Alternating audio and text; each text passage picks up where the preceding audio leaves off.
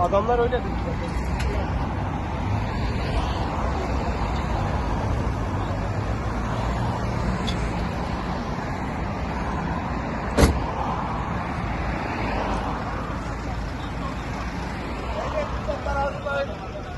Abi şu körpüsü de çek.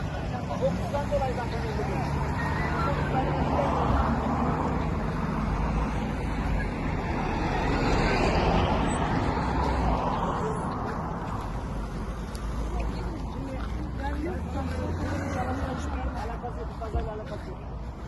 Biz yapmadık. Yok. Niye burada duruyorum dedim. Atlatasın ya.